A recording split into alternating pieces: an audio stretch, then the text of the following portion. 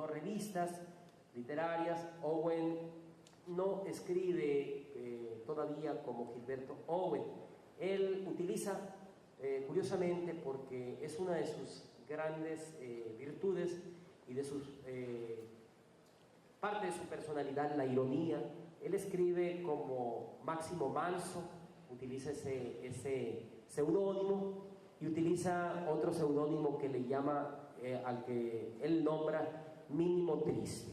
Son los dos seudónimos que utiliza Gilberto Owen para escribir. Y ahí él, estando trabajando en la presidencia, se inscribe en la Escuela Nacional Preparatoria.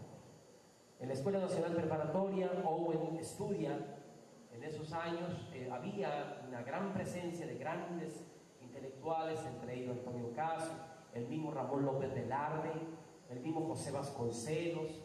Pues en realidad la Escuela Nacional Preparatoria fue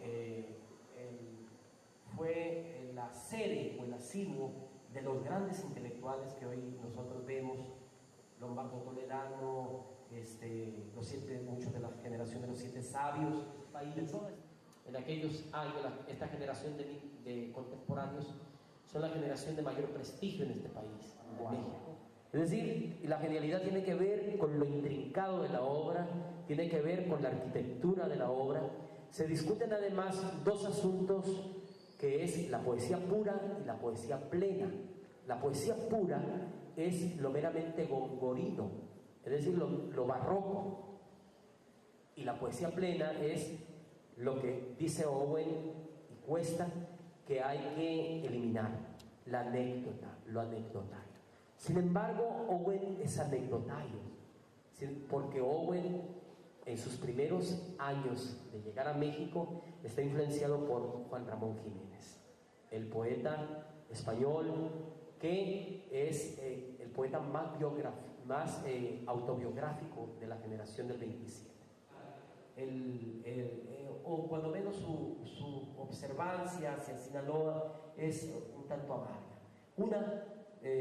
Los biógrafos señalan, porque la muerte del padre, que se dice murió por un parroquiano de aquí de El Rosario, creo acuchillado, y que Owen, pequeño, pues le tocó observar la muerte del padre. Otro por haber nacido, pues él sin padre prácticamente, porque no hay un reconocimiento legal en el acta de nacimiento. Margarita Ayala lo presenta solo como hijo natural. Owen empieza a adquirir precisamente su apellido Owen en Toluca, y su primera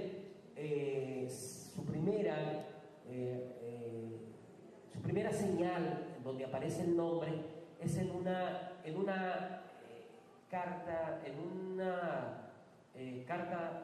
que le envían a don Bartoliano Estrada, el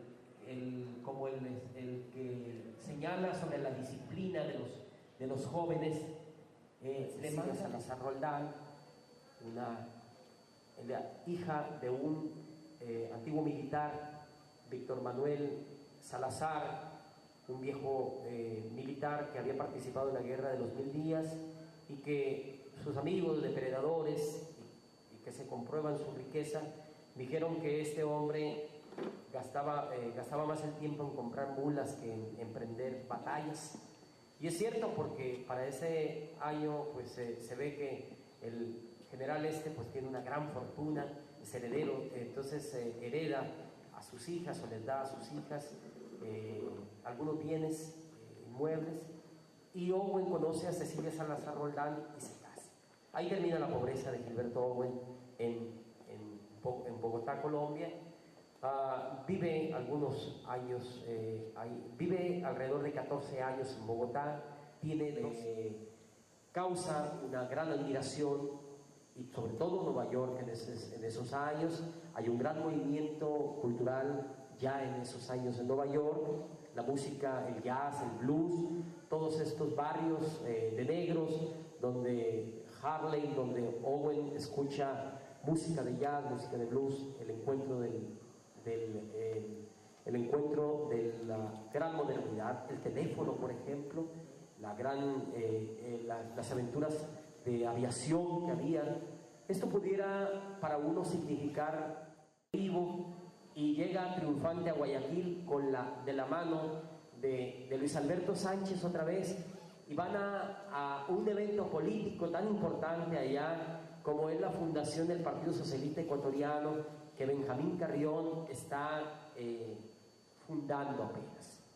Este gran estudioso de la educación, que hoy la gran mayoría de las escuelas y las calles tienen su nombre, pero que en aquel entonces fue presidiario, fue perseguido, fue exiliado. Todos estos nombres que yo les digo fueron presidiarios, fueron perseguidos también.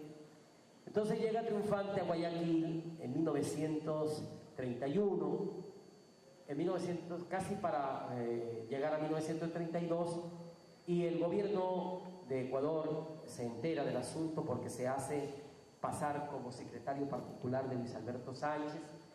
Entonces, ahora sí lo destituyen definitivamente.